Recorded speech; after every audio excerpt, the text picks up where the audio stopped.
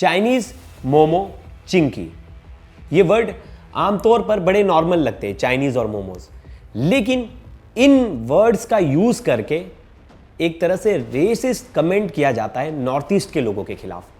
और ऐसा पहला मामला नहीं है, ये कई मामले हमने देख चुके हैं और आए दिन कहीं ना कहीं जो नॉर्थ ईस्ट के स्टूडेंट्स हैं जो दिल्ली, देहरादून और बाकी पार्ट्स में पढ़ने आते हैं, उनको इन कमेंट का सामना करना पड़ता है। और इस कमेंट से बहुत बार वो खुद को रोक नहीं पाते, तो वो कह देते कि यार आप हमें ऐसे कमेंट्स क्यों कर रहे हो। बहुत बार ऐसा होता है कि सुनकर चले जाते हैं। लेकिन देहरादून का जो मामला हुआ वो अपने आप में हैरान करने वाला था। यहाँ त्रिपुरा का एक लड़का जो MBA की पढ़ाई करने आ रहा था, साथ साथ उसकी जॉब भी लग गई थी, उसको 2 लड़के जो है चिंकी, मोमोज, चाइनीज करके बुलाते हैं। लेकिन आप एक चीज जानकर हैरान रह जाओगे, ये 2 लड़के कहाँ के थे पता है रहने वाले? एक रहने वाला है नेपाल का, दूसरा रहने वाला है मणिपुर। और इसमें और भी 3 लोग हैं, जिसमें से 2 नाबालिग हैं और एक जो है वो लोकल देहरादून का रहने वाला है। लेकिन खुद एक भाई जो 7 सिस्टर स्टेट्स में रह रहा है, जो खुद मणिपुर में रह रहा है, वो मणिपुर में रहने वाला लड़का अपने ही भाई को इस तरह के कमेंट्स कर रहा है। एक जो खुद नेपाल में रहने वाला है, वो खुद ऐसे रेसिस्ट कमेंट कर रहा है त्रिपुरा के लड़के पर। इसके बाद उन लोगों के बीच में झड़प होती है। वो तुरंत कहता है कि आप इस तरह के कमेंट्स मत कीजिए, हम भारतीय हैं और हम सब भारतीय हैं।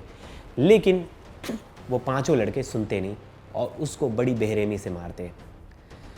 जो 25 वर्षीय युवक है एंजल चकमा, उसकी हालत गंभीर हो जाती है, उसे हॉस्पिटल लेकर जाया जाता है, जहां उसकी मौत हो जाती है। ये 4 लड़के, 5 लड़के उसको चाकू से मारते हैं, कड़े से मारते हैं उसके सर पर, खून से वो लथपथ हो जाता है। वो आखिरी दम तक कहता है कि मैं भारतीय हूं। और आप इसमें एक और चीज हैरान करने वाली है, जो ये 5 आरोपी हैं उसमें से एक जो लड़का है वो कारगिल युद्ध में जो हीरो है, मतलब कारगिल युद्ध के समय में जो ऑफिसर्स ने उसमें पार्ट लिया था कारगिल युद्ध में, उनका बेटा है। मतलब इस पूरे केस में ऐसे ऐसे लोग शामिल हैं जिनके बारे में सुनकर हैरानी होती है। ये केस दिल्ली में होता और ये केस कहीं और होता, MP, मध्य प्रदेश या किसी भी अलग स्टेट में होता और वहाँ के लोकल इन्वॉल्व होते, तो ये केस वैसे ही लगता कि यार जानबूझकर नस्ल भेद टिप्पणी की गई है, जानबूझकर उन लोगों को टारगेट किया गया है। लेकिन खुद एक लड़का जो मणिपुर से है, 7 सिस्टर से, वो नस्ल भेद टिप्पणी कर रहा है। खुद एक लड़का जो नेपाल से है, वो नस्ल भेद टिप्पणी कर रहा है। आमतौर पर 7 सिस्टर स्टेट्स के जो स्टूडेंट्स हैं, उन सब को ये सब चीज़ सहनी पड़ती है। बहुत सारे ऐसे हमने केसेस देखे, दिल्ली हो, मुंबई हो, हर जगह कहीं ना कहीं नेपाली स्टूडेंट्स को भी हरासमेंट देखने मिलता है, उनको ये कमेंट्स देखने मिलता है। लेकिन ये जो मामला था ये अपने आप में हैरान करने वाला था। डिटेल में इस केस के बारे में बताऊंगा, शुरुआत से लेकर अंत तक, लास्ट तक इस वीडियो में बने रहिएगा। तारीख 9 दिसंबर, देहरादून। अब देहरादून में एंजल चकमा अपने भाई के साथ बाहर वॉक पे निकलता है और कुछ खाने के लिए। इस बीच वो एक दुकान पे रुकता है, वहाँ चाय पीता है और बैठ जाता है कुछ खाने के लिए। वो देखता है सामने 5-6 लड़कों का ग्रुप बैठा है। वो लड़के उन्हें देखकर पहले तो हंस रहे थे और दूर से कुछ मजाक उड़ा रहे थे। एंजल चकमा इन सब चीज़ों को इग्नोर करता है। वो यहाँ पढ़ाई करने आया था और MBA की पढ़ाई कर रहा था। साथ ही साथ उसकी डीकैथलॉन में जॉब लग गई थी। उसने अपने घर पर बताया था कि पापा मेरी जॉब लग गई है और मैं कुछ टाइम बाद ट्रांसफ़र लेकर वापस से त्रिपुरा आ जाऊँगा। अब आपको पता होगा त्रिपुरा जो है बड़ा ही इंपॉर्टेंट स्टेट है हमारे भारत का, और वो 87% जो बॉर्डर है वो बांग्लादेश के साथ वो करता है, शेयर करता है, जो इंटरनेशनल बॉर्डर है। और देखा जाए तो एक मायने से बड़ा ही इंपॉर्टेंट रोल प्ले करता है 7 सिस्टर्स और इंडिया, बांग्लादेश और जो बंगाल से जो रास्ता जाता है उसमें मेजर रोल प्ले करता है, क्योंकि वही एक रूट है जिसके वजह से हम बाकी के जो पार्ट्स हैं उनसे कनेक्टिव हैं और इम्पॉर्टेंट मायने हैं कई। तो त्रिपुरा से ये 2000 किलोमीटर दूर जो है एंजल चकमा आया है यहाँ पढ़ाई करने के लिए देहरादून में। हिमगिरी इंस्टीट्यूट से वो MBA कर रहा था यूनिवर्सिटी से, और उसकी पढ़ाई चल रही थी, इस बीच उसे जॉब मिल जाता है। अब वो अपने भाई, उसका भाई भी बाकायदा वहीं देहरादून में पढ़ाई कर रहा था और वो दोनों निकलते शाम की वॉक के लिए, चाय और खाना पीना खाने के लिए। मैंने जैसे बताया कि 6 लड़के बैठे थे और उनको देखकर बार बार टिप्पणी कर रहे थे, लेकिन कुछ देर तक एंजल चकमा जो था उनको इग्नोर कर रहा था। उसमें 2 नाबालिग भी थे। लेकिन बात तब बिगड़ गई जिसमें से 2 मुख्य आरोपी, एक तो जिसका नाम है यगराज अवस्थी जो कि नेपाल का रहने वाला है, और एक का नाम है सूरज खवास जो कि मणिपुर का रहने वाला है। सूरज खवास की उम्र 22 साल है। यजराज अवस्थी की उम्र भी बताया जा रहा है 24 से 25 साल है और ये नेपाल का रहने वाला है। जिसमें जो सुमित है तीसरा बंदा, उसकी उम्र 25 साल है, वो देहरादून का रहने वाला है। अविनाश नेगी जो है वो देहरादून का रहने वाला है जिसकी उम्र 25 साल है। और 2 नाबालिग है जिनके बारे में ज़्यादा इंफॉर्मेशन नहीं है। अब जो यगराज अवस्थी है नेपाली जो यहाँ रह रहा था, वो नेपाली स्टूडेंट टिप्पणी करता है। और वैसे वो स्टूडेंट था, बाद में वो वहाँ चाय और फास्ट फूड का कॉर्नर लगाने लगा। वो उसे बोलता है ए मोमोज, एक बार उसे टिप्पणी करता है, फिर 2 बार उसे चिढ़ाता है। एक बार चिंकी कहता है, एक बार चाइनीज़ कहता है। इस तरह के नस्ल भेद टिप्पणी वो 3 से 4 बार उसे कहता है। पहले तो 1-2 बार एंजल चकमा उसे इग्नोर करता है। फिर ये सर से ऊपर जब पानी चला जाता है, एंजल चकमा उनको बोलता है कि आप इस तरह के कमेंट्स मत कीजिए, हम सब भारतीय हैं और मैं भी भारतीय हूँ, और आप इस तरह के कमेंट्स मत कीजिए। इतने पे हीटेड आर्गूमेंट होता है और तब तक ये जो पाँचों हैं ये उसको मारने लगते हैं।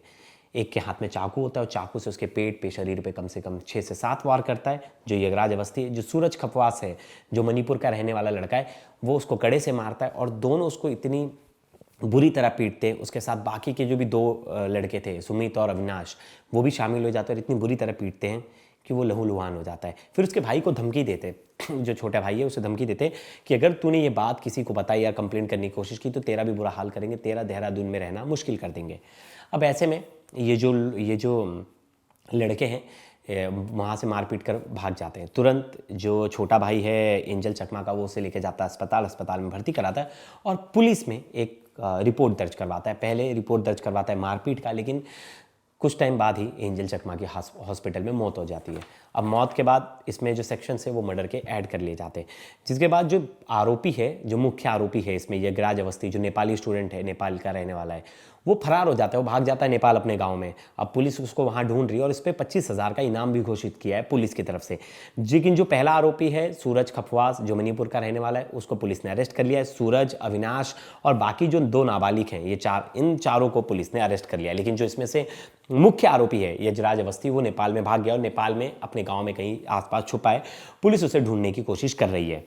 एफआईआर होती है। एफआईआर में बताया जाता है कि एंजल चकमा जो है जिज्ञासा यूनिवर्सिटी से एमबीए कर रहा था और वो पढ़ाई करते करते उसकी जॉब भी लग गई थी। जॉब लगने के बाद उसने अपने घर पर बताया था कि मैं बहुत जल्दी आऊँगा, और इस पर वहाँ जो है लोकल जो लोग हैं उनमें बहुत आक्रोश आ गया है। त्रिपुरा में इसे लेकर प्रोटेस्ट हो रहा है और लोग सड़कों पर आ गए। वहीं त्रिपुरा के कई नेता और जो सोशल वर्कर हैं उन्होंने इस पर बयान भी दिया। एक बार उन्हें सुनते हैं। ये बहुत ही दुखद विषय है। 9 दिसंबर को जो एंजल चकमा जी के साथ जो हुआ है उसके लिए हम पूरा त्रिपुरावासी पूरा दुखद है।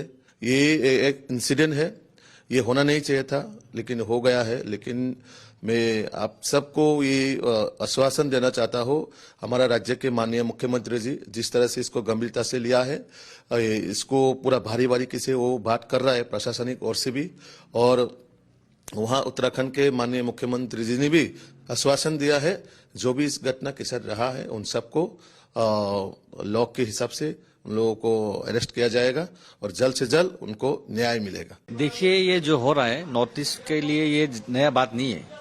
नॉर्थ ईस्ट के बाहर हम लोग जाते हैं तो हम लोग को चिंकी चाइनीज बोला जाता है, ये नया बात नहीं है। और जो आज एंजल चकमा मरा है, ये एंजल चकमा का मौत नहीं है, ये पूरा नॉर्थ ईस्ट के लोगों का मौत है ये। उसके पहले भी तो बहुत सारे लोगों का वहाँ पे मौत हुआ है। नॉर्थ ईस्ट के बाहर बेंगलोर बोलिए, यहाँ पे कर्नाटका बोलिए, केरला बोलिए, बहुत सारी जगह में हो रहा है, दिल्ली में बोलिए, अत्याचार हो रहा है।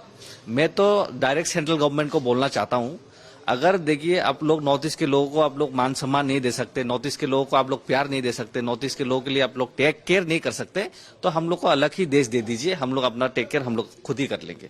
अभी जो पूरा मामला है, ये पूरा मामला जो है सेलकोई पुलिस स्टेशन का है, देहरादून के, और वहीं जो स्टूडेंट्स जो थे यहीं के आसपास के रहने वाले थे।